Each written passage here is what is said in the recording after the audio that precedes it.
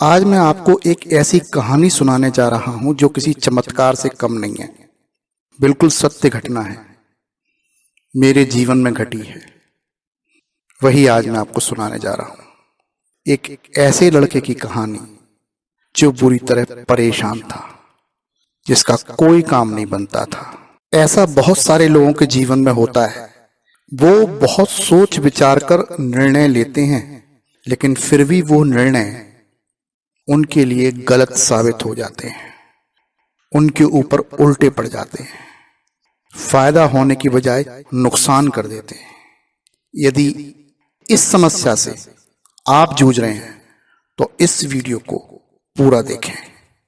मैंने प्रभाव देखा है उस गायत्री मंत्र का, जिसने एक लड़के को रंक से राजा बना दिया। उस लड़के की इतनी बुरी दुर्दशा थी कि मैं आपको बता नहीं सकता। उसका चित्त शांत नहीं रहता था। रोज इधर से उधर कुछ ना कुछ उसके दिमाग में चलता रहता था। पैसे का जुगाड़ कर लेता था, पैसे उधार ले लेता था, पैसे को व्यापार में लगा देता था और फिर डुबो देता था।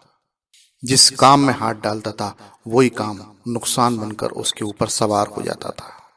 परिवार की बुरी हालत हो गई। उम्र हो गई उसकी 28 वर्ष की। शादी उसकी हो नहीं पाई।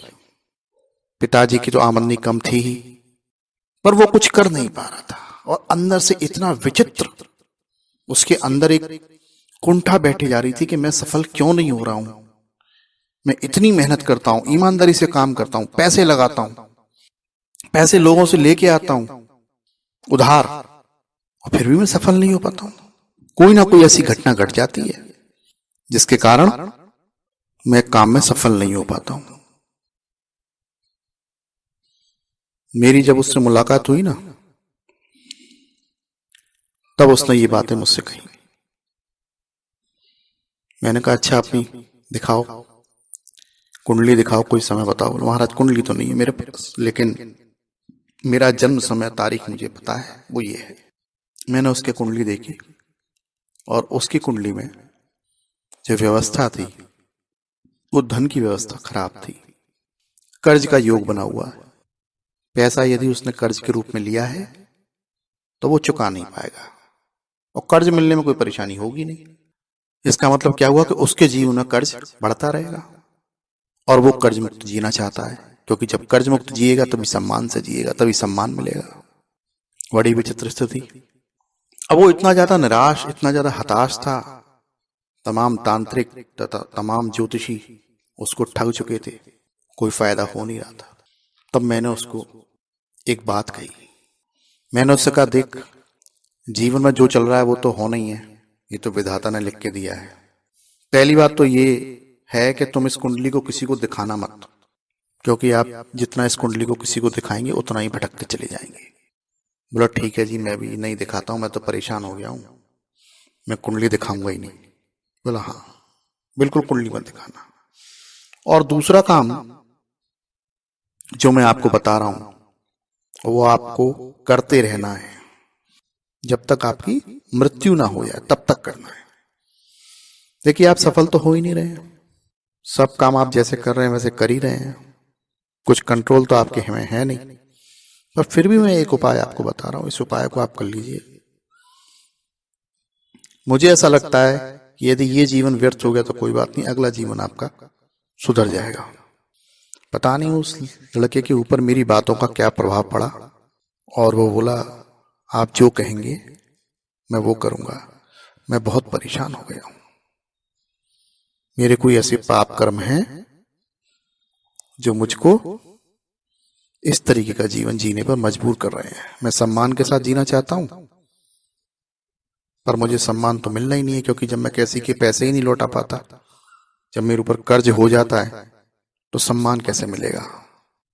बात भी बिल्कुल ठीक। तब मैंने उस लड़की को बताया कि जितना संभव हो सके आप गायत्री मंत्र का जप प्रारंभ कर दें। बोला जी कैसे करना है। अब मुझे पता था ना, जो आदमी थोड़ी बहुत पूजा कर देता है अपना गायत्री मंत्र का जब शुरुआत से एकदम उसे लंबा चौड़ा कोई विधान बता दूं तो कैसे होगा। मैंने कहा मनन करना, मनन शुरू कर दो। सोते बैठते जागते, कहीं ट्रैवलिंग पे जा रहे हैं तब भी कुछ नहीं सोच रहे, गायत्री मंत्र का मनन प्रारंभ कर दीजिए। आपकी जीभ नहीं हिलनी चाहिए, मन में बार बार बार बार बार बार बस गायत्री मंत्र का मनन प्रारंभ कर दीजिए। बोला जी हाँ ये तो मैं कर लूंगा, मैं बहुत परेशान भी रहता हूँ, इधर उधर के दिमाग में विचार चलते रहते हैं, मैं ये काम कर लूंगा, इसमें मुझे कोई परेशानी नहीं होगी। मैंने कहा ठीक है आप ये काम कर लेना। पर मनन करने के बाद कुछ दिन बाद जब आपका इच्छा हो तो आप एक काम ये करना, एक पीला आसन ले आना, एक रुद्राक्ष की माला ले आना, और माला रखने के लिए एक पोटली होती है जो हाथ में करके करते हैं, उससे आप जब प्रारंभ कर देना। जितनी माला आप कर सको उतनी माला कर देना। संकल्प लेके सीधे हाथ में जल लेना और संकल्प लेना कि हे भोले शंकर, मैं आपको गुरु मानता हूं और आज मैं आपको साक्षी मानकर गायत्री मंत्र का इतनी बार जप कर रहा हूं, अपने जीवन में सुख समृद्धि की प्राप्ति हेतु। कभी भी ना ईश्वर से पैसा नहीं मांगना चाहिए, मेरा फलानी बैंक से लोन सैंक्शन हो जाए, मेरा ट्रक आ जाए, मेरी बस आ जाए। आपको क्या पता ऊपर वाला आपको हवाई जहाज दे दे। सुख समृद्धि मांगिए।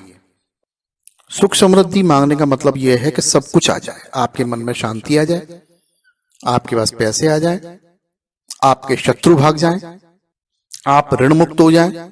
इसको कहते हैं सुख समृद्धि। उनने साहब उस बच्चे ने उस संकल्प को एक कागज पे लिख लिया और पता नहीं उसके दिमाग पर क्या सरस्वती विराजमान हुई, जो मेरी बात थी उसने उसी दिन से इंप्लीमेंट करना प्रारंभ कर दिया। उसके बाद बात आई गई हो गई, मैं चला गया, मेरी उससे फिर कभी मुलाकात हुई नहीं।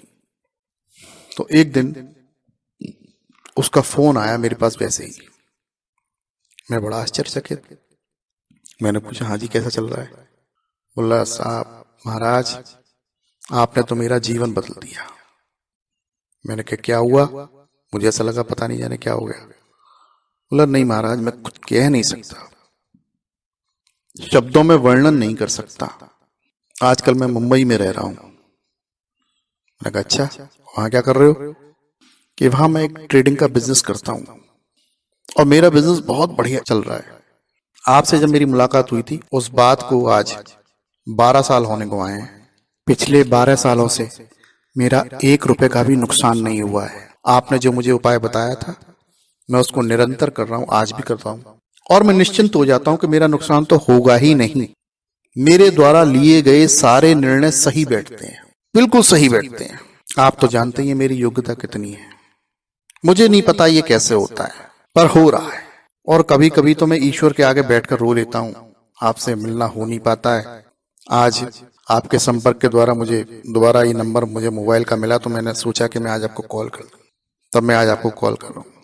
मेरा तो चलो जीवन में संपन्नता है, सब कुछ है, जो कुछ चाहिए था उससे ज्यादा है। मैंने कहा भाई विवाह हो गया?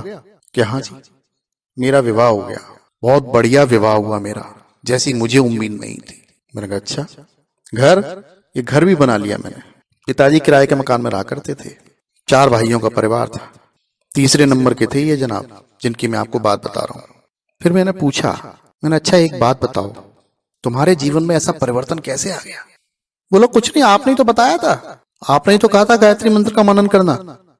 मैंने मनन प्रारंभ कर दिया, कुछ दिनों बाद मैंने जब प्रारंभ कर दिया।